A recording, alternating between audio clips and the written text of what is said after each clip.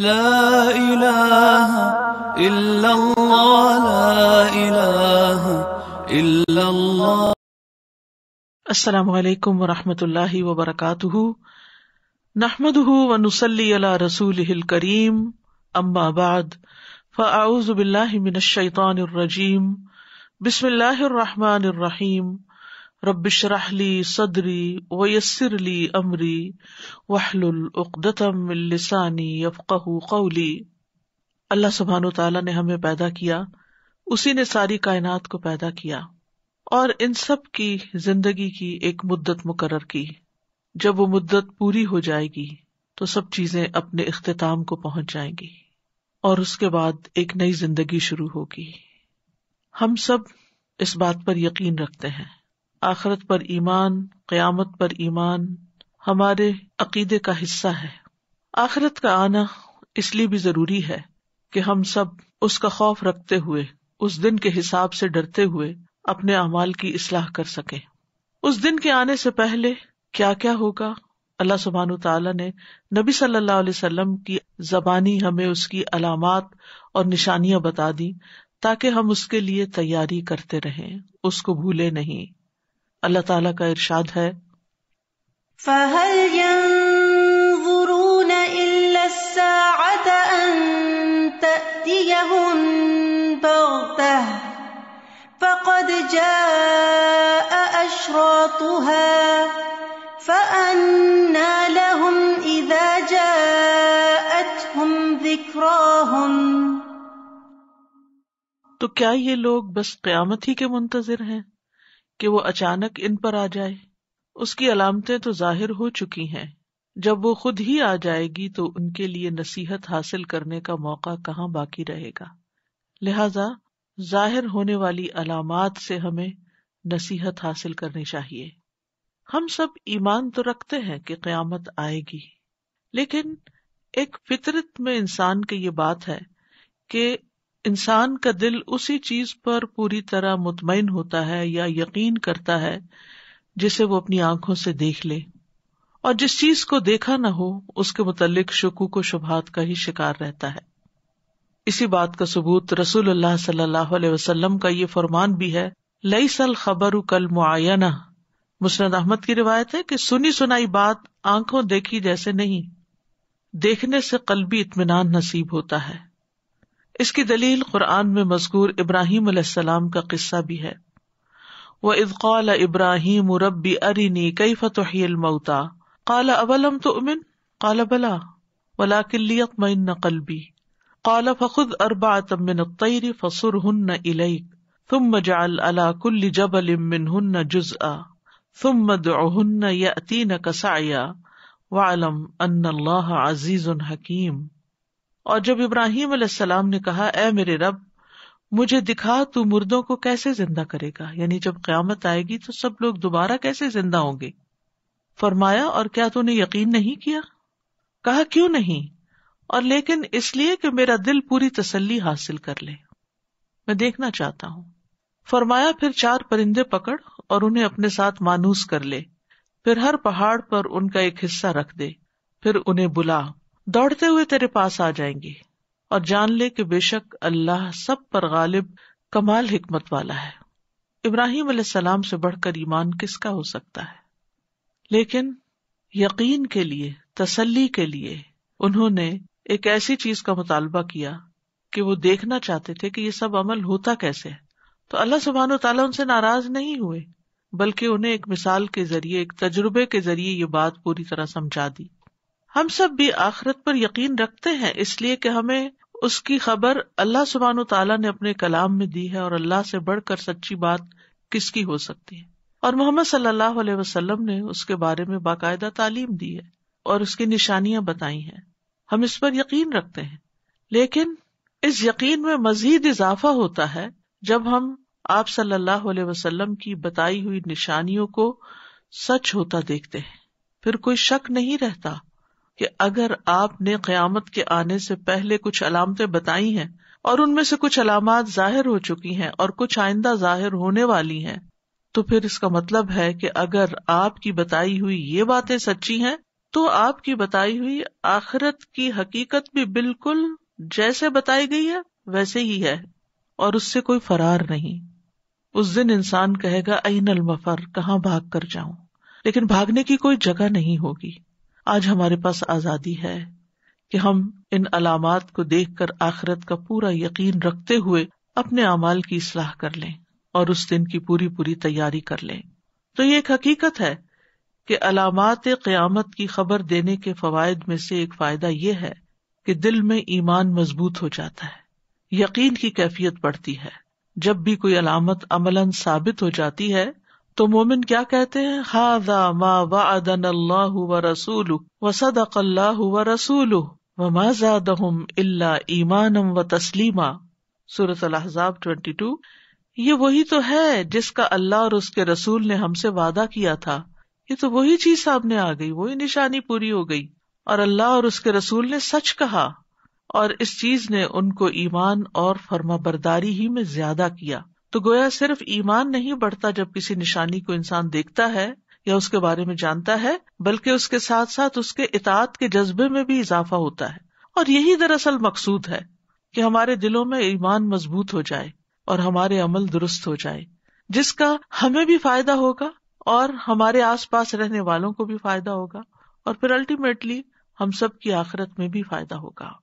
تو نبی صلی اللہ علیہ وسلم نے آخرت پر ایمان کو مضبوط کرنے کے لیے آخرت یا قیامت کی علامات بتائی ہیں۔ ایمان گھٹتا اور بڑھتا بھی رہتا ہے، اور اس دور میں فتنے بھی بہت ہیں، ماحول کے اثرات بھی مومن پر پڑتے ہیں، اور یہ چیزیں ایمان میں کمی کا باعث بنتی ہیں۔ لہذا اس ایمان میں اضافے کے لیے، مثلاً اللہ پر ایمان کے لیے کائنات کی بے شمار نشانیاں ہم دیکھتے ہیں، قرآن پڑھتے ہیں تو ہمارا ایمان مضبوط ہوتا ہے۔ اسی طرح آخرت پر ایمان جب ہمارا کمزور پڑنے لگتا ہے، یا اس کو ہم نظر انداز کرنے لگتے ہیں، یا اس کے بارے میں سنجیدگی سے سوچتے نہیں، تو آپ کی بتائی ہوئی ان علامات اور نشانیوں کو دیکھ کر ایک دم ہمارے ایمان میں اضافہ ہوتا ہے کہ ہاں یہ بات سچ ہے اور یہ تو ہو رہا ہے، اس کا مطلب اگلا سٹیپ بھی ہونے ہی والا ہے۔ تو بہرحال علامات قیامت کا مقصد یہی ہے کہ ہمارے سامنے جا بجا ایسی چیزیں پیش کر دی جائیں کہ جن سے ایمان بالآخرت بار بار مضبوط ہوتا رہے، اور جب ایمان بالآخرت مضبوط ہوتا ہے، جب یہ یقین بڑھتا ہے کہ حساب ہوگا، بدلہ ملے گا، تو انسان سوچ سمجھ کر عمل کرتا ہے، حرام چیزوں سے اجتناب کرتا ہے، نیک اعمال کی کثرت کرتا ہے تاکہ آخرت میں کامیابی حاصل کر سکے۔ پھر اسی طرح ان علامات کو پڑھنے سے اللہ کی رحمت کی وسعت کا اندازہ ہوتا ہے۔ یہ اللہ تعالیٰ کی وسیع رحمت کا حصہ ہے کہ اللہ تعالیٰ اچانک اپنے بندوں پر قیامت قائم نہیں کرے گا، اگرچہ وہ اچانک ہی آئے گی کیونکہ اس کا علم کسی کے پاس نہیں، لیکن اس کی علامات دیکھ کر ذہنی طور پر لوگ تیار ہوں گے کہ ایک ایسا دن آنے والا ہے۔ اللہ تعالیٰ چاہتا تو کوئی بھی علامت ظاہر کیے بغیر قیامت کو اچانک قائم کر دیتا، لیکن یہ اللہ تعالیٰ کی بندوں پر شفقت ہے اور رحمت ہے، اور یاد دہانی کرانا ہے کہ وہ اللہ کی طرف متوجہ ہوں، اس کی طرف توبہ کرتے رہیں اور اس دن کی تیاری کرتے رہیں۔ اسی لیے قیامت کے قائم ہونے سے پہلے کچھ علامات مقرر کی گئی جو قیامت آنے سے پہلے واقع ہوں گی اور اس کے بعد قیامت آئے گی، تاکہ لوگ غفلت سے جاگ اٹھیں اور اپنے معاملات میں احتیاط اختیار کریں۔ پھر اسی طرح یہ ہے کہ علامات قیامت کا مقصد نفس کو اور زیادہ بیدار کرنا ہے، کیونکہ نفس کی ایک خاصیت یہ ہے کہ خواہشات اس کو مغلوب کر لیتی ہیں، وہ برائی کی طرف جلد مائل ہو جاتا ہے۔ ان النفس لامارۃ بالسوء، نفس جس چیز کی خواہش کرتا ہے پھر انسان اس طرف قدم اٹھانے لگتا ہے۔ تو قیامت کی علامات میں سے جب کوئی علامت جان لی جاتی ہے اور ہم آہستہ آہستہ قیامت کے مزید قریب ہوتے چلے جاتے ہیں، تو جو ہی کوئی علامت واقع ہوتی ہے تو انسان کا دل ڈر جاتا ہے، انسان کا نفس اور زیادہ بیدار ہو جاتا ہے، اس میں ایک آگہی آ جاتی ہے، پھر نفس کو کنٹرول کرنا آسان ہو جاتا ہے۔ ورنہ اگر آخرت کو بھولے ہوئے ہوں تو نفس ہمیں کنٹرول کرنے لگتا ہے۔ پھر نفس فتنوں کا سامنا کرنے کے لیے تیار ہو جاتا ہے۔ نبی صلی اللہ علیہ وسلم نے علامت قیامت کے بارے میں خبر دیتے ہوئے نہ صرف پیش آنے والے واقعات اور خاص طور پر فتنوں کا ذکر کیا، بلکہ ان فتنوں میں کرنے کے کام بھی بتا دیے کہ پھر کرنا کیا ہوگا۔ تو آپ کی ان تعلیمات کی روشنی میں ہم فتنوں کا سامنا کرنے کی تیاری کرتے ہیں اور اس کے لیے اپنے آپ کو اس طرح پریپیئر کرتے ہیں کہ ہم ان فتنوں سے بچ کر اپنے دامن کو بچا کر صحیح سلامت اس دنیا سے گزر جائیں. پھر اسی طرح انسانی تربیت میں یا نفس کی تربیت میں ان علامات کا علم فائدہ مند ہوتا ہے. تو علامات قیامت کے فوائد میں سے ایک فائدہ کیا ہے کہ انسان کا نفس جو ہے اس کا تزکیہ ہوتا ہے اور اس کی تربیت ہوتی ہے. یعنی تزکیہ اور تربیت کا عمل کیا ہوتا ہے کہ اس میں سے برے خیالات نکالے جائیں اور اچھے خیالات اس میں ڈالے جائیں، اچھے خیالات کی نشو نما ہو. تو ماحول کے اثر سے جو پولوشن ہوتی ہے، جو نفس کے اندر خرابیاں پیدا ہوتی ہیں، علامات قیامت کا بیان پڑھ کر ان کی صفائی اور تطہیر ہونے لگتی، تزکیہ کا عمل ہونے لگتا ہے اور دنیا کی محبت کم ہونے لگتی ہے. اور جن چیزوں کو نفس عام طور پر چھوڑ نہیں سکتا اور جن چیزوں کے لیے ہلکان ہوتا ہے اس میں کمی آ جاتی ہے. تو انسانی نفس کی تربیت کے لیے یہ علم حاصل کرنا ضروری ہے. پھر اسی طرح انسان برائیوں کو چھوڑ دیتا ہے اور نافرمانیوں سے دور ہو جاتا ہے. صغیرہ اور کبیرہ گناہوں کو چھوڑنے کا ذریعہ بن جاتا ہے یہ علم. پھر اسی طرح ایک اور فائدہ یہ ہے، یعنی علامات قیامت کا علم ہمیں اس بات کی طرف لے جاتا ہے کہ ہم ازواج، اولاد، رشتہ داروں اور تمام بہن بھائیوں کی تربیت کریں اس خالص علم کی روشنی میں جو علامت قیامت کا ہمیں دیا گیا ہے. پھر اسی طرح نیکیوں میں سبقت کا جذبہ پیدا ہوتا ہے. انسان جب اپنی آخرت کی فکر کرتا ہے تو انسان کے اندر شوق پیدا ہوتا ہے کہ وہ اچھے اچھے کام کرے جو اس کو کل قیامت کے دن فائدہ دیں. سورۃ الانبیاء میں آتا ہے انہم کانوا یسارعون فی الخیرات ویدعوننا رغبا ورہبا وکانوا لنا خاشعین. بے شک وہ نیکیوں میں جلدی کرتے تھے اور ہمیں رغبت اور خوف سے پکارتے تھے اور وہ ہمارے ہی لیے عاجزی کرنے والے تھے. تو یہ رغبت اور خوف کیسے پیدا ہوتا ہے؟ آخرت کی یاد سے پیدا ہوتا ہے. امام ابن تیمیہ کہتے ہیں ہر وہ شخص جو اللہ کی نافرمانی کرتا ہے وہ جاہل ہے. وہ کیا ہے؟ جاہل ہے. کیونکہ جس کے اندر معرفت ہوگی، اللہ کی پہچان ہوگی، آخرت کے دن کو جانتا ہوگا، وہ اللہ کی نافرمانی نہیں کرے گا، اور اگر اس سے بھول ہو جائے تو واپس پلٹے گا کہ میرا راستہ کچھ اور ہے. تو کہتے ہیں ہر وہ شخص جو اللہ سے ڈرتا ہے وہ عالم اور اطاعت گزار ہے. اللہ سے ڈرنے والا موت سے پہلے نیک اعمال کی طرف سبقت کرتا ہے اور وہ دنوں اور گھڑیوں کو غنیمت سمجھتا ہے، یعنی اپنے اوقات کی حفاظت کرتا ہے. علامات قیامت کے علم سے انسان کے اندر اپنے فرائض کے ادا کرنے کی قوت پیدا ہوتی ہے. عام طور پر انسان ٹال مٹول کرتا رہتا ہے، لیکن جب اس کو یقین ہوتا ہے کہ وہ اپنے رب سے ملاقات کرنے والا ہے تو اس کی نمازوں میں بھی خشوع پیدا ہوتا ہے، اس کے اندر صبر بھی آتا ہے، اس کے اندر اچھا اخلاق پیدا ہوتا ہے. وَاسْتَعِینُوا بِالصَّبْرِ وَالصَّلَاةِ وَإِنَّهَا لَكَبِیرَةٌ إِلَّا عَلَى الْخَاشِعِينَ الَّذِينَ يَظُنُّونَ أَنَّهُمْ مُلَاقُو رَبِّهِمْ وَأَنَّهُمْ إِلَيْهِ رَاجِعُونَ. اور مشکل پڑنے پر صبر اور نماز سے مدد لو. بلا شبہ نماز بھاری ہے مگر عاجزی کرنے والوں پر نہیں، اور یہ عاجزی قیامت کے ڈر سے ہی پیدا ہوتی ہے. جو یہ یقین رکھتے ہیں کہ وہ اپنے رب سے ضرور ملنے والے ہیں اور اسی کی طرف واپس جانے والے ہیں. تو نماز میں خشوع پیدا ہو ہی نہیں سکتا جب تک یہ یقین پختہ نہ ہو کہ ہم واپس جانے والے ہیں اور ایک دن رب کے سامنے جا کر کھڑے ہوں گے. اور رب سے ملاقات کوئی معمولی چیز نہیں ہے. جب ملاقات ہوگی تو رب حساب لے گا اور پوچھے گا کیا تم نے یہ بھی غلطی کی تھی، کیا یہ بھی گناہ کیا تھا، کیا یہ بھی کیا تھا. ساری زندگی کا نام اعمال اس کو دکھا دیا جائے گا، یہ سب کچھ کیا تھا. اور انسان کے پاس کوئی جرت نہیں ہوگی کہ وہ اس میں سے کسی بھی غلطی کا انکار کر سکے. اور اس وقت انسان کی حالت کیا ہوگی؟ شرمندگی کے مارے، ڈر کے مارے کہ اب تو میں گیا، اب تو میری معافی نہیں، اب کیا بنے گا. تو اس وقت اللہ تعالیٰ اپنی وسیع رحمت کی وجہ سے فرمائے گا قد سترتھا فی الدنیا، میں نے دنیا میں بھی ان گناہوں کو ڈھانپ دیا تھا اور آج بھی میں ان کو ڈھانپ رہا ہوں. اور اس طرح اللہ تعالیٰ بخشش فرمائیں گے جس کے حق میں چاہیں گے. یغفر لمن یشاء ویعذب من یشاء. تو انسان جب اس دن کو اپنے سامنے رکھتا ہے تو پھر اس کی عبادت میں بھی خشوع آتا ہے، اس کے اندر اخلاص بھی پیدا ہوتا ہے، اس کے اعمال کے اندر بھی بہتری آتی ہے، اور خصوصاً فرائض کی ادائیگی میں. اسی طرح سورۃ الانعام میں فرمایا وَهَذَا كِتَابٌ أَنزَلْنَاهُ مُبَارَكٌ مُصَدِّقُ الَّذِي بَيْنَ يَدَيْهِ وَلِتُنذِرَ أُمَّ الْقُرَى وَمَنْ حَوْلَهَا وَالَّذِينَ يُؤْمِنُونَ بِالْآخِرَةِ يُؤْمِنُونَ بِهِ وَهُمْ عَلَى صَلَاتِهِمْ يُحَافِظُونَ، اور یہ ایک کتاب ہے، ہم نے اسے نازل کیا، بڑی برکت والی ہے، اس کی تصدیق کرنے والی ہے جو اس سے پہلے ہے، یعنی پہلی کتابوں کی بھی، اور تاکہ تو بستیوں کے مرکز یعنی مکہ اور اس کے ارد گرد کے لوگوں کو ڈرائے، خبردار کرے، اور جو لوگ آخرت پر یقین رکھتے ہیں وہ اس پر ایمان لاتے ہیں۔ گویا آخرت کا یقین ہمیں قرآن پر بھی صحیح معنوں میں ایمان لانا سکھاتا ہے، اور وہی لوگ پھر قرآن سے محبت رکھتے ہیں اور اس کی طرف توجہ کرتے ہیں اور اس میں تدبر کرتے ہیں اور اس کی برکتیں حاصل کرتے ہیں، کیونکہ انہیں پتا ہے واپس جانا ہے تو اس زندگی کو اللہ کے دیے ہوئے ضابطے کے مطابق ہی گزارنا ہوگا، اور وہ پورے شوق اور ذوق اور توجہ کے ساتھ پر قرآن کو پڑھتے ہیں کہ ہمارا رب ہم سے چاہتا کیا ہے، کس طرح مخاطب ہے، ہم سے کیا مطالبہ کرتا ہے، اس نے ہمیں کیا گائیڈ لائنز دی ہیں، کن چیزوں سے بچنے کا حکم دیا ہے، کن چیزوں کو کرنے کا حکم دیا ہے۔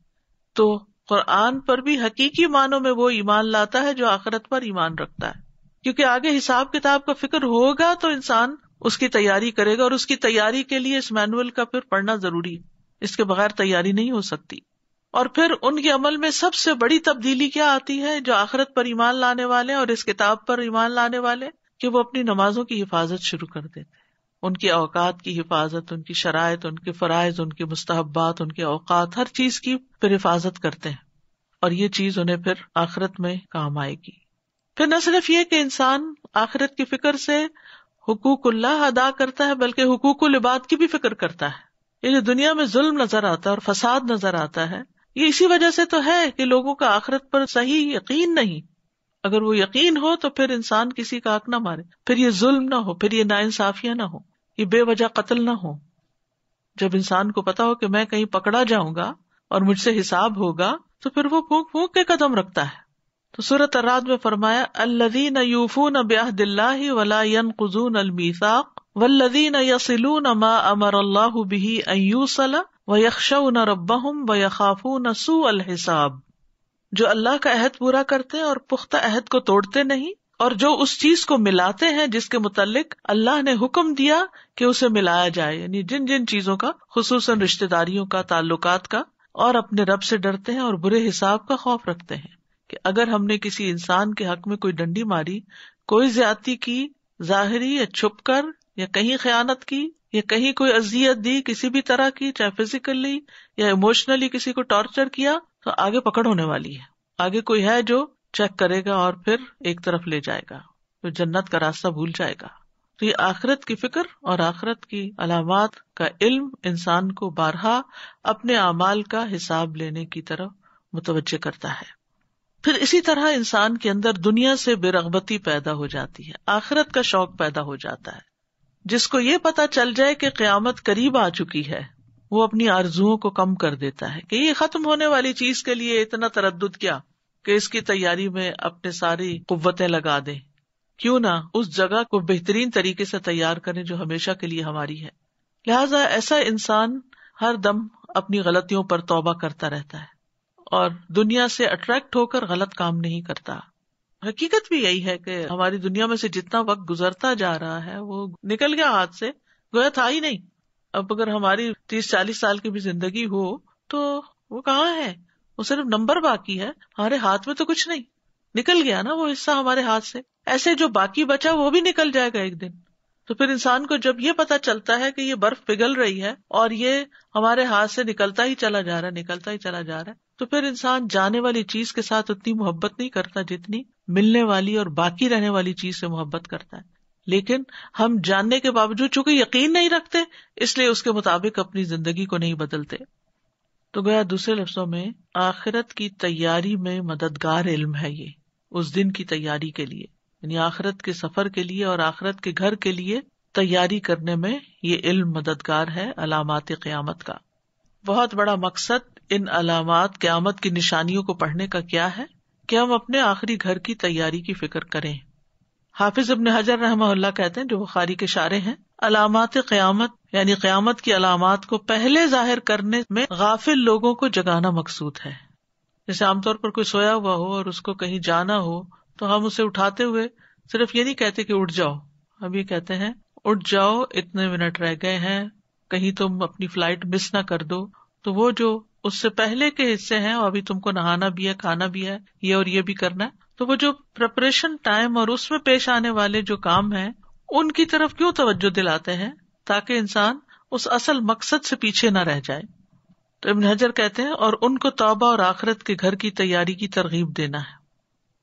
تو بار بار ان علامات کا تذکرہ جو ہے یہ اصل زندگی کی فکر پیدا کر دیتا ہے انسان کے اندر. سورۃ العنکبوت 64 میں اللہ تعالیٰ فرماتے ہیں وَمَا هَذِهِ الْحَيَاةُ الدُّنْيَا إِلَّا لَهْوٌ وَلَعِبٌ وَإِنَّ الدَّارَ الْآخِرَةَ لَهِيَ الْحَيَوَانُ لَوْ كَانُوا يَعْلَمُونَ. اور دنیا کی یہ زندگی نہیں مگر ایک دل لگی اور کھیل، اور بے شک آخری گھر یقیناً وہی اصل زندگی ہے اگر وہ جانتے ہوتے. تو جب انسان جان لیتا ہے تو پھر اسی کو گھر سمجھتا ہے اور دنیا کو مسافر خانہ سمجھتا ہے، اور انسان اصل رہائش کی جگہ پرماننٹ ریزیڈنس کے لیے پراپر تیاری بھی کرتا ہے، یعنی جہاں اسے ہمیشہ رہنا ہے. رسول اللہ صلی اللہ علیہ وسلم نے فرمایا تم جانتے ہو کہ ہمیں اللہ کی طرف لوٹنا ہے، پھر جنت کی طرف یا جہنم کی طرف جانا ہے. وہ ایسی مستقل اقامت گاہ ہے کہ وہاں سے روانگی نہیں ہوگی. وہ ایسی ہمیشگی ہے کہ جس میں موت نہیں آئے گی، اور وہاں ایسے جسم ہوں گے جو مرنے والے نہیں. یعنی دنیا میں انسان کے جسم ہمیشہ کے لیے بنائے نہیں گئے، اسی لیے ان کے اندر مسلسل تبدیلی واقع ہوتی رہتی ہے، بالآخر وہ ختم ہو جاتے ہیں، فنکشنالٹی ان کی ختم ہو جاتی ہے. لیکن آخرت میں جو جنت ہو یا جہنم، ان میں جو جسم بنے گے وہ ہمیشہ ہمیشہ کے لیے کام کرنے والے ہوں گے.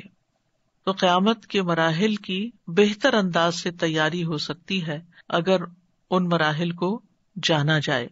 ابن عمر کہتے ہیں میں رسول اللہ صلی اللہ علیہ وسلم کی خدمت میں حاضر تھا. ایک انصاری صحابی آپ کے پاس آئے، انہوں نے نبی صلی اللہ علیہ وسلم کو سلام کیا، پھر کہا اللہ کے رسول مومنوں میں سب سے افضل کون ہے؟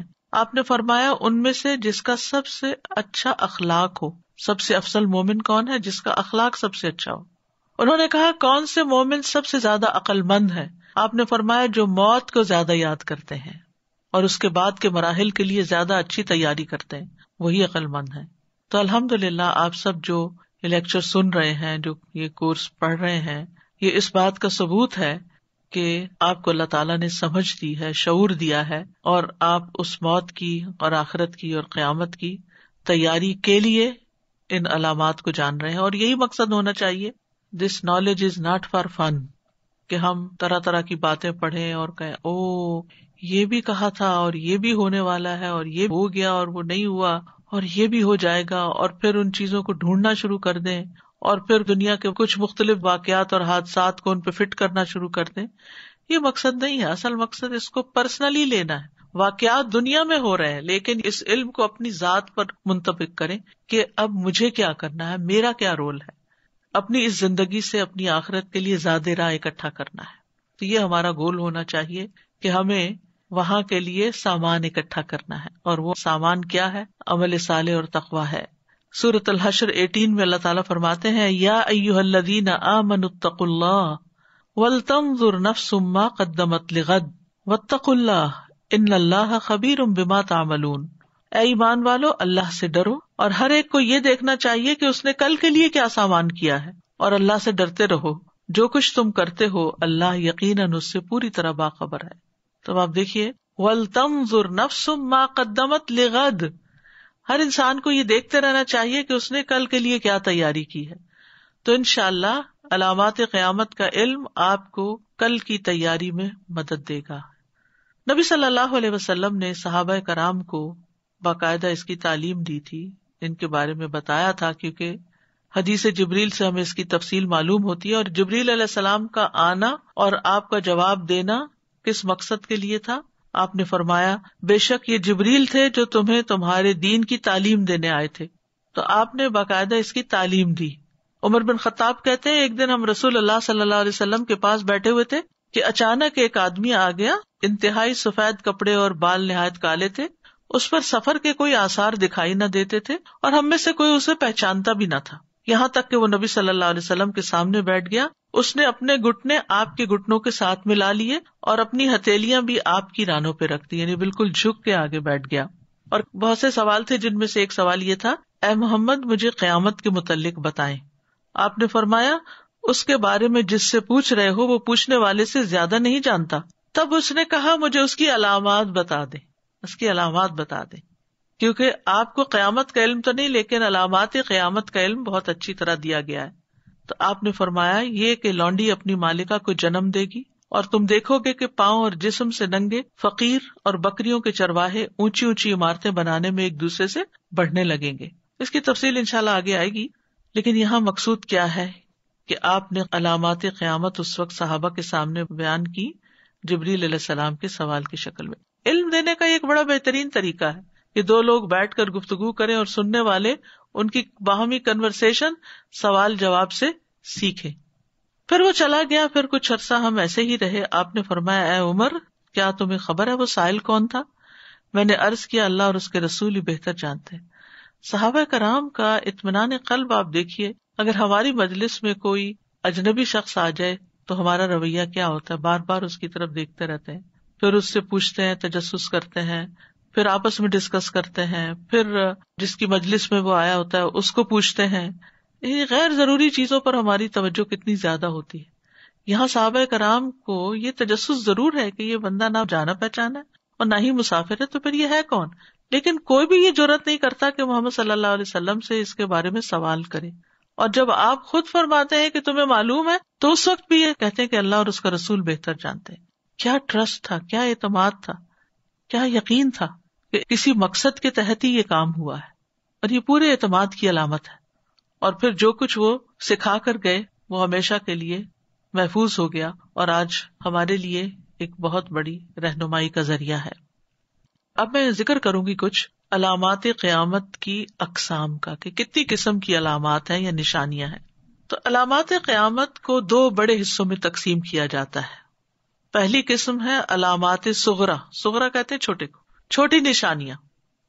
اور ان کی دو قسمیں ہیں. نمبر ایک ایسی نشانیاں جو واقع ہو چکی ہیں، یعنی یہ وہ علامات ہیں جو اب تک ہو چکی ہیں اور گزر چکی ہیں، اور انہیں قیامت کے وقوع پذیر ہونے سے بہت پہلے ہونے کی وجہ سے چھوٹی علامات کہا جاتا ہے. مثلا نبی صلی اللہ علیہ وسلم کی بعثت، چاند کا 2 ٹکڑے ہونا، مدینہ میں ایک ہولناک آگ کا ظاہر ہونا وغیرہ وغیرہ. نمبر 2 ایسی نشانیاں جو واقع ہو رہی ہیں، یعنی ظاہر ہو رہی ہیں لیکن ختم نہیں ہوئی ابھی تک، بلکہ ان میں اضافہ ہو رہا ہے اور یہ بہت زیادہ ہیں، اور ان کو بھی علامات صغرا کہا جاتا ہے، چھوٹی نشانیاں. ان میں سے بعض کیا ہیں؟ لونڈی کا اپنے مالک کو جنم دینا، ننگے پاؤں ننگے بدن بکریوں کے چرواہوں کا بلند و بالا عمارتیں بنانے میں ایک دوسرے سے آگے بڑھنے کی کوشش کرنا، 30 جھوٹے مدعیان نبوت دجالوں کا ظاہر ہونا وغیرہ وغیرہ. تو یہ ہیں علامات صغرا. نمبر 1 جو واقع ہو چکی، اور نمبر 2 جو ہو رہی ہیں اور ہوتی چلی جائیں گی جب تک کہ ساری پوری ہو جائیں. دوسری قسم کی علامات علامات کبریٰ ہیں. یہ وہ علامات ہیں جن کے ظاہر ہونے کے بعد جلد ہی قیامت قائم ہو جائے گی، اور یہ 10 نشانیاں ہیں. اب تک ان میں سے کوئی بھی نشانی ظاہر نہیں ہوئی، کیونکہ ان کے بعد پھر قیامت بہت جلد آ جائے گی. تو ان دونوں میں فرق کیا ہوا، چھوٹی نشانیوں میں اور بڑی نشانیوں میں؟ کہ بڑی نشانیاں جب واقع ہو جائیں گی تو فوراً بعد قیامت آ جائے گی، اور ان علامات کے اثرات لوگ شدت سے محسوس کریں گے. یعنی وہ کوئی ڈھکی چھپی علامتیں نہیں ہوں گی. ابھی تو بہت سی ایسی علامات ہیں جو گزر چکی ہیں اور ہم لوگوں کو پتہ بھی نہیں ہے.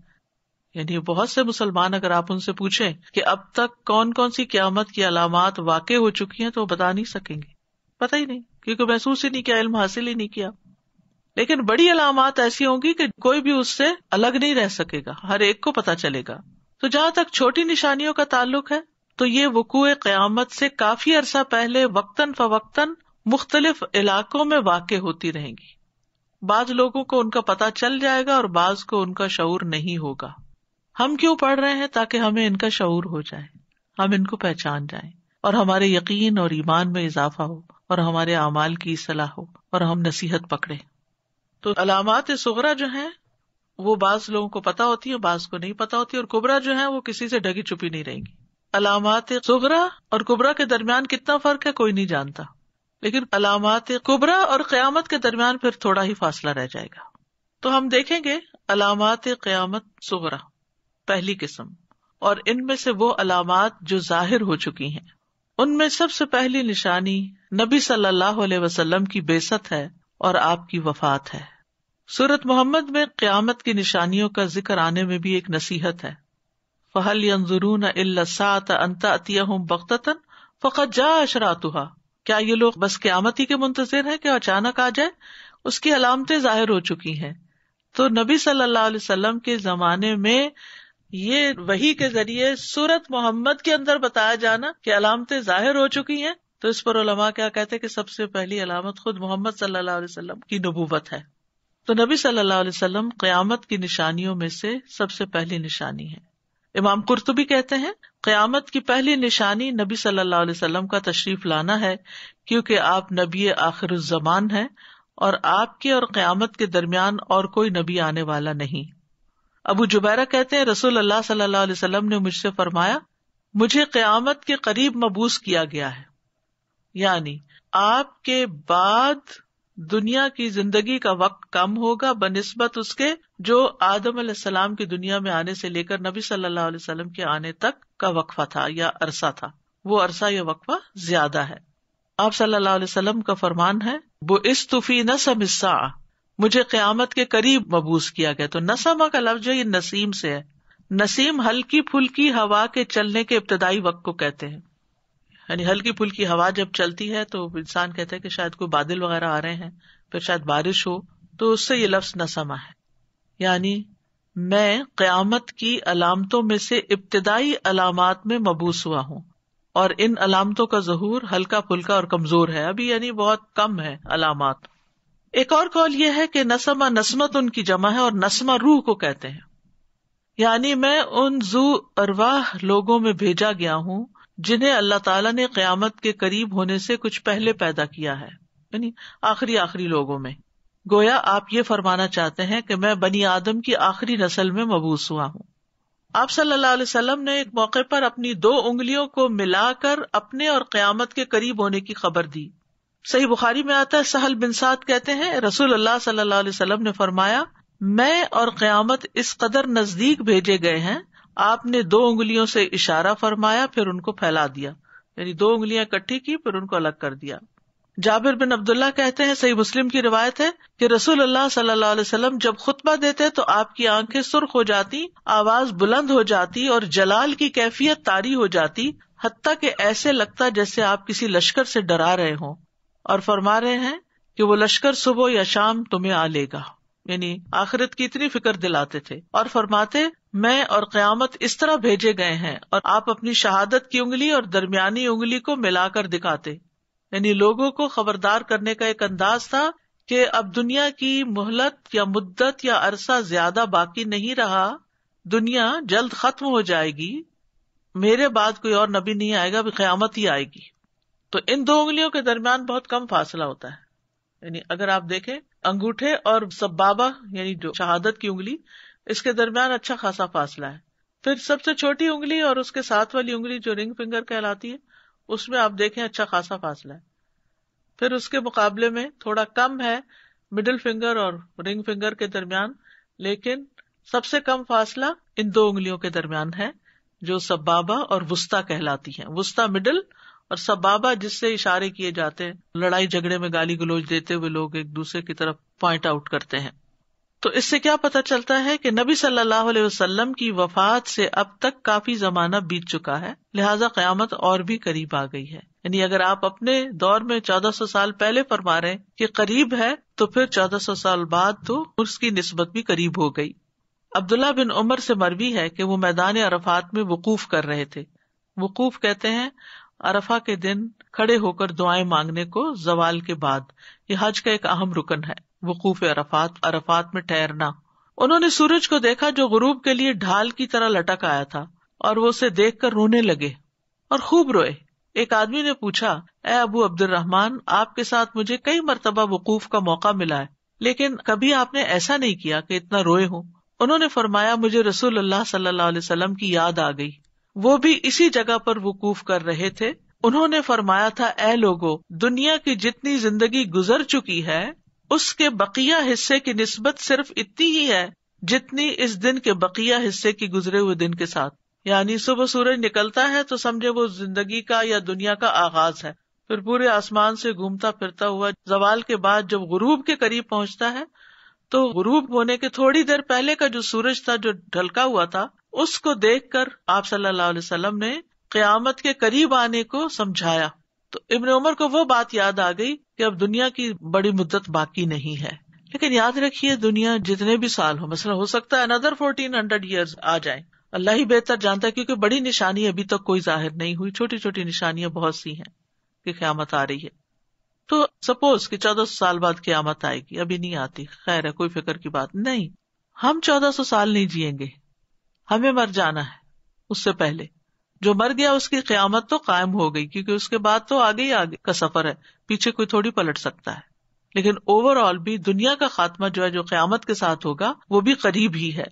پھر اسی طرح آپ کی پیدائش کے ساتھ ساتھ آپ کی وفات بھی قیامت کی نشانی ہے. صحیح بخاری میں آتا ہے، عوف بن مالک سے روایت ہے، وہ کہتے ہیں کہ میں غزوہ تبوک کے موقع پر نبی صلی اللہ علیہ وسلم کے پاس آیا جبکہ آپ چمڑے کے ایک خیمے میں تشریف فرما تھے. آپ نے فرمایا قیامت سے پہلے 6 نشانیاں ہوں گی، انہیں گن لو. اب آپ دیکھیے کہ نبی صلی اللہ علیہ وسلم کا طریقہ تعلیم کیا ہے. یعنی آپ نے ہمیں ساری باتیں، چاہے وہ قرآن کا سنانا ہو یا وہ احادیث کا بتانا ہو یا علم دینا ہو، وہ صرف کسی کلاس روم سیٹ اپ میں نہیں تھا، بلکہ عملی زندگی میں کام کاج کرتے، کیونکہ آپ نے بیک وقت بہت کچھ کرنا تھا. آپ فوجوں کو خود لیڈ کرتے تھے، آپ لوگوں کے درمیان فیصلے کرتے تھے، آپ تعلیم بھی دیتے تھے، آپ ازواج کا خیال رکھتے تھے، آپ کی گھریلو زندگی بھی تھی. تو بہت ساری چیزوں میں آپ نے تعلیم کے لیے گھنٹوں نہیں لگائے، بلکہ جو کام جہاں کر رہے ہوتے تھے، کسی سفر پر ہوتے یا کسی غزوے میں ہوتے، تو وہاں بھی تعلیم کا سلسلہ مسلسل جاری رہتا. اس لیے ہم سب کو بھی یہ سوچنا چاہیے کہ ہم نے کیا طریقہ اختیار کیا ہوا ہے. علم حاصل کرنا صرف ایک کورس کر لینا کی حد تک نہیں ہوتا کہ ہم کسی کورس میں داخلہ لیں، پھر وہ کر لیں اور ایک محدود ٹائم میں کر کے ختم کر کے پھر ہم کہیں کہ ہم نے یہ پڑھ لیا اور بس دیٹس اٹ. نہیں، یہ صرف کنوینئنس کے لیے ہے. بعد کے ادوار میں یہ طریقہ اختیار کیا گیا کیونکہ علماء ہر وقت اویلیبل نہیں تھے. نبی صلی اللہ علیہ وسلم تو صحابہ کرام کو آلموسٹ ہر وقت ہی اویلیبل تھے اور آپ پر دین مکمل ہونا تھا، سارا علم اسی وقت لوگوں کو دیا جانا تھا. تو بہرحال بعد میں ہم دیکھتے ہیں امام مالک کی حدیث کی مجلس ہوتی تھی اور علم کے لیے باقاعدہ حلقے بنے. آپ کے دور میں بھی صحابہ کے حلقات ہوتے تھے اور فارملی بھی وہ تعلیم حاصل کرتے تھے. آپ کی مجلسوں میں آ کے بیٹھتے اور اس کے بعد جب آپ چلے جاتے تو وہ بیٹھ کر اس کا مذاکرہ کیا کرتے تھے، احادیث اور آیات کو یاد کیا کرتے تھے جو آپ کی اس مجلس میں تعلیم ہوتی تھی. لیکن کہنے کا مقصد یہ ہے کہ علم صرف کلاس روم کی حد تک نہیں ہوتا کہ یہ ایک سنڈے سروس ہے اور اس کے بعد آپ بالکل آزاد ہیں جو چاہیں کریں اپنی زندگی میں. نہیں، یہ ہماری زندگیوں کا حصہ ہونا چاہیے. ایک ماں بھی اپنے بچوں کی صحیح تربیت اسی وقت کر سکتی ہے جب سچویشن پیدا ہونے پر اس کے مطابق وہ ان کو رہنمائی دے. اب مثال کے طور پر آپ صلی اللہ علیہ وسلم نے 5 نمازیں پڑھنے والے کے لیے کیا مثال دی کہ اس کے گھر کے دروازے پر اگر کوئی نہر ہو اور اس میں وہ نہائے اور پھر وہ اس کے بیل کو چال اتر جائے. تو یہاں مراد نماز سے کہ نماز اس طرح انسان کو نہلا دیتی ہے. تو اس حدیث سے انسپائر ہو کے میں اپنے بچوں کو جب نہلاتی تھی تو اس وقت ساتھ ساتھ جب وہ میل اتر رہی ہوتی تھی ہاتھوں سے یا جسم سے تو ساتھ ہی بتاتی تھی نماز بھی ایسے ہی ہماری میل اتارتی ہے. تو یہ تعلیم جو ہے وہ صرف ایک مخصوص انداز میں بیٹھ کر صرف سننا اور لکھنا نہیں اور اس کے بعد کاپی بند کی، قلم رکھا، لیپ ٹاپ کا فلیپ بند کیا اور اس کے بعد دنیا میں گھس گئے. نہیں، یہ علم دنیا میں جانے کے بعد بھی ہمارے ذہن میں تازہ رہنا چاہیے اور اس کو آگے شیئر کرنا چاہیے اور حالات اور مواقع کی مناسبت سے بے وقت کی راگنی نہ ہو کہ جب کوئی سننے کے لیے تیار نہ ہو تو اس وقت ہم اس کو حدیثیں سنانی شروع کر دیں. لیکن جب جہاں جہاں جو سچویشن پیدا ہو اس کے مطابق تعلیم دیتے رہیں. تو اس میں آپ صلی اللہ علیہ وسلم نے کیا فرمایا؟ اور آپ کہاں تھے؟ غزوے پر، جنگ کا موقع ہے. سبحان اللہ. اور آپ کو معلوم ہے کہ یہ غزوۃ الاسرہ کہلاتا ہے، یعنی بڑی تنگی والا سفر تھا. 600-700 میل دور کا سفر تھا، سخت گرمی کا زمانہ تھا اور سواریاں بھی پوری نہیں تھیں اور بہت سی مشکلات تھیں اور پہلی دفعہ مسلمان عربوں سے باہر جنگ کرنے کے لیے جا رہے تھے. تو کئی اعتبار سے یہ غزوہ جو ہے یہ ایک مشکل سچویشن، لیکن اس میں بھی آپ صلی اللہ علیہ وسلم اپنے فرائض منصبی سے غافل نہیں ہوتے. آپ چمڑے کے خیمے میں تشریف فرما تھے. اب وہ کسی کام سے آئے ہیں نا, عوف بن مالک, کچھ پوچھنے آئے ہوں گے, کچھ بتانے آئے ہوں گے, یا کچھ لینے آئے ہوں گے, یا کچھ دینے آئے ہوں گے. آپ کسی بھی سفر کو امیجن کریں کہ آپ سب جاتے ہیں, کسی ہوٹل میں قیام کرتے ہیں, بچے اپنے اپنے کمروں میں چلے جاتے ہیں, آپ اپنے کمرے میں ہوتے ہیں, اور پھر وہ آپ کے کمرے میں کچھ لینے دینے یا پوچھنے کے لیے آتے ہیں. تو کیا ایسے مواقع پر ہم نے کبھی کوئی کسی کو کوئی چیز یاد کروائی یا کچھ بتائی؟ جب تک یہ طریقہ ریوائیو نہیں ہوگا اس وقت تک دین ہماری عملی زندگیوں میں نہیں آئے گا.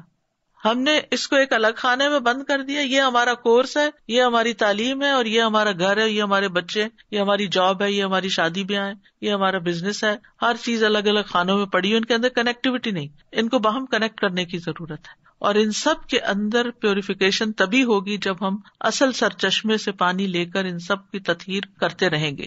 بہرحال اس موقع پر آپ نے فرمایا کہ قیامت سے پہلے 6 نشانیاں ہوں گی, ان کو شمار کر لو. نمبر 1 میری وفات. نمبر 2 بیت المقدس کی فتح. نمبر 3 وہ وبا جو تم میں اس طرح پھیلے گی جس طرح بکریوں کی بیماری قواس پھیلتی ہے, قواس قاف اور عین سے. چوتھی مال کی اس قدر فراوانی کہ اگر کسی کو 100 اشرفیاں دی جائیں گی تو بھی وہ خوش نہیں ہوگا, یہ کیا دیا ہے. اور 5ویں ایک فتنہ جس سے عرب کا کوئی گھر نہیں بچے گا. چھٹی نشانی وہ صلح جو تمہارے اور رومیوں کے درمیان ہوگی, وہ بے وفائی کریں گے اور 80 جھنڈے لے کر تم سے لڑنے آئیں گے, اور ہر جھنڈے تلے 12,000 فوج ہوگی. تو اس میں آپ دیکھیے کہ آپ کی وفات تو ایک نشانی ہے ہی, اور یہاں پر بیت المقدس کا فتح ہونا حضرت عمر کے دور میں ہوا. پھر بیماری کی جو وبا کی بات آپ نے کی کہ بکریوں کی بیماری قواس کی طرح پھیلے گی, قواس الغنم, یعنی بکریوں کو لگ جانے والی بیماری کی طرح تم پر اثر کرے گی. یہ ایسی بیماری تھی جو بکریوں کو لگا کرتی تھی, پھر ان کو موت تک پہنچا دیتی, یعنی وبائی موت جو جانوروں میں برپا ہوتی ہے. تو ایسی ہی موت یعنی ایسی ہی وبا انسانوں میں پھیلے گی اور ان کو بہت جلد ہلاک کر دے گی. اور علماء یہ کہتے ہیں کہ یہ وبائی بیماری امواس کا طاعون تھا جو حضرت عمر بن خطاب کے زمانے میں پھیلا, اور یہ طاعون کی پہلی وبا تھی جو دور اسلام میں واقع ہوئی, اور اس میں 3 دن میں 70,000 لوگ فوت ہو گئے, شہید ہو گئے کہنا چاہیے, کیونکہ جو مسلمان طاعون کی بیماری میں فوت ہوتا ہے وہ شہید ہوتا ہے. اور امواس بیت المقدس کی بستیوں میں سے ایک بستی ہے جہاں مسلمانوں کی فوج نے پڑاؤ کیا ہوا تھا. اور یہ بیت المقدس جو یہ فلسطین کا علاقہ ہے, یہ یاد رکھیے, یہ کسی گھر کی بات نہیں. بیت گھر کو کہتے ہیں عام طور پہ, یعنی وہ علاقہ جس کو اللہ نے برکت دی ہے, مقدس یعنی پاک. تو پہلی نشانی کیا ہوئی؟ آپ کی بعثت. دوسری کیا ہوئی؟ آپ کی وفات. اور تیسری ہے امت محمد صلی اللہ علیہ وسلم کا آنا, یعنی آپ کی امت کا وجود میں آنا. اسماعیل بن عبید اللہ سے روایت ہے کہ ایک مرتبہ انس رضی اللہ عنہ ولید بن عبد الملک کے پاس تشریف لے گئے جو خلیفہ وقت تھا. اس نے ان سے پوچھا, آپ نے قیامت کے متعلق رسول اللہ صلی اللہ علیہ وسلم کو کیا فرماتے ہوئے سنا ہے؟ انہوں نے جواب دیا کہ میں نے رسول اللہ صلی اللہ علیہ وسلم کو یہ فرماتے ہوئے سنا کہ تم اور قیامت 2 انگلیوں کی طرح ہو, یعنی تم امت محمد اور قیامت 2 انگلیوں کی طرح, یعنی اس کے بعد کوئی اور امت نہیں ہوگی. پہلی امتوں میں جیسے بنی اسرائیل ہے اور قوم عاد, سمود اور بہت ساری گزر چکی, لیکن اب اس کے بعد یعنی کوئی اور نبی بھی نہیں آئے گا اور کوئی اور امت بھی نہیں ہوگی. تو اس امت کا ہونا بھی علامات قیامت میں سے ایک علامت شمار کیا جاتا ہے. تیسرا ہے شق القمر, چاند کا 2 ٹکڑے ہونا. سورۃ القمر میں آتا ہے اقتربت الساعۃ وانشق القمر, قیامت بہت قریب آ گئی اور چاند پھٹ گیا. یہ نشانی نبی صلی اللہ علیہ وسلم کے دور میں پوری ہو چکی ہے. صحیح بخاری میں آتا ہے کفار مکہ نے رسول اللہ صلی اللہ علیہ وسلم سے کسی نشانی کا مطالبہ کیا تو آپ نے چاند کے 2 ٹکڑے انہیں دکھا دیے, یہاں تک کہ انہوں نے ہرا پہاڑ کو ان دونوں ٹکڑوں کے درمیان دیکھا. آپ دیکھیں کہ مکہ کے جتنے بھی پہاڑ ہیں, جو لوگ حج عمرے پہ جا چکے ہیں وہ جانتے ہیں کہ ہرا کی جو ساخت ہے وہ باقیوں کے مقابلے میں بالکل مختلف ہے. جبل نور جس کو کہتے ہیں, اس کے جو ٹاپ ہے وہ ایک خاص اینگل پر ہے اور بہت اونچی بھی ہے. تو اس لیے آپ صلی اللہ علیہ وسلم سے جب نشانی مانگی گئی اور آپ نے اشارہ کیا اور وہ چاند 2 ٹکڑے ہوا, تو ایک ٹکڑا ادھر تھا ایک ادھر تھا, بیچ میں ہرا کا پہاڑ تھا. عبداللہ بن مسعود کہتے ہیں کہ ایک بار ہم رسول اللہ صلی اللہ علیہ وسلم کے ساتھ منا میں موجود تھے کہ چاند 2 ٹکڑوں میں تقسیم ہو گیا ہے. ایک ٹکڑا پہاڑ کے پیچھے نظر آیا اور دوسرا ٹکڑا اس سے آگے. تو رسول اللہ صلی اللہ علیہ وسلم نے ہم سے فرمایا اس کے گواہ بن جاؤ. تو گیا اقتربت الساعہ، قیامت قریب آ چکی ہے. یہ قرآن کا بیان ہے. وانشق القمر، اور چاند شق ہو چکا. چوتھی ہے بیت المقدس کی فتح. بیت المقدس فلسطین کا علاقہ ہے. یہ وحی کا مرکز رہا ہے، مسلمانوں کا پہلا قبلہ. یہاں بہت سے انبیاء آئے اور دفن بھی ہیں. یہ نشانی اور اس کی پیشن گوئی آپ نے غزوہ تبوک کے موقع پر کی، جس کی اوپر حدیث گزر چکی ہے. نبی صلی اللہ علیہ وسلم کی جب بعثت ہوئی تو اس وقت بیت المقدس یا فلسطین پر سلطنت روم کے عیسائیوں کا قبضہ تھا. یہ مسلمانوں کا علاقہ نہیں تھا. سلطنت روم اس وقت بہت طاقتور اور با اختیار حکومت تھی. ان حالات میں نبی صلی اللہ علیہ وسلم نے مسلمانوں کو خوشخبری دی کہ بیت المقدس تمہارے ہاتھوں فتح ہوگا. انہونی سی بات لگتی، یہ آپ کی پیشن گوئی تھی اور آپ نے اسے قیامت کی نشانیوں میں شمار کیا. یعنی مطلب کیا تھا کہ جب یہ فتح ہو جائے اور تمہیں یقین آ جائے کہ یہ ہو گیا، آپ کی یہ بات سچی ہوگی، تو قیامت کے آنے کو بھی سچ مان لینا. وَإِنَّ السَّاعَةَ لَآتِيَةٌ، وہ بھی آنے والی ہے. بیت المقدس عمر بن خطاب رضی اللہ عنہ کے عہد خلافت میں 16 ہجری میں 637 عیسوی میں فتح ہوا. آپ نے اسے کفر سے پاک کیا اور اس میں ایک مسجد بنا دی. پھر یہ مسلمانوں کے ہاتھوں سے نکل گیا. دوبارہ فتح ہوا صلاح الدین ایوبی کے ہاتھوں 583 ہجری میں 1178 عیسوی میں. اور پھر قیامت سے پہلے دوبارہ مسلمان اس کو فتح کریں گے. یہ وہ وقت ہوگا جب وہاں کے درخت اور پتھر بھی بول کر کہیں گے، اے مسلمان، اے اللہ کے بندے، یہ ایک یہودی میرے پیچھے چھپا ہوا ہے، آؤ اسے جلدی قتل کر ڈالو. یعنی کچھ حصہ تو ہو چکا پورا اس پیشن گوئی کا، اور کچھ قیامت کے قریب مزید ہوگا. 5ویں نشانی جو آپ نے بتائی وہ بکریوں کی بیماری کی طرح بیماری واقع ہونا، یعنی وبا کا پھیلنا، جو پیچھے حدیث گزر چکی ہے. یہ علامات قیامت میں سے ہے. اس حدیث میں موجود ایک موتانن مبالغے کا صیغہ ہے، جس کے معنی ہے موت بکثرت واقع ہوگی. یعنی جس طرح کسی بھی ایپیڈیمک سے یا پینڈیمک سے لوگ سینکڑوں نہیں ہزاروں لاکھوں کی تعداد میں موت کا شکار ہو جاتے ہیں، تو اسی طرح یہ بیماری جب پھیلے گی تو ہزاروں لوگ فوت ہو جائیں گے. اور طاعون جو ہے یہ بھی ایک وبائی بیماری ہے، اور اس میں ایک پھوڑا یا سوزش جسم کے کسی حصے میں ظاہر ہوتی ہے. اس کے ساتھ مریض کو شدید درد اور بے چینی ہوتی ہے. یہ حد درجہ کنٹیجیس، متعدی اور مہلک بیماری ہے. تو عوف بن مالک کہتے ہیں کہ قیامت سے پہلے 6 چیزیں شمار کر لینا، اور ان میں سے ایک موتانن کا قعاص الغنم، یعنی بکریوں کے ریوڑ جس طرح متعدی بیماری کی نظر ہو جاتے ہیں، ایسے انسانوں کے گروہ اس بیماری کا شکار ہو جائیں گے.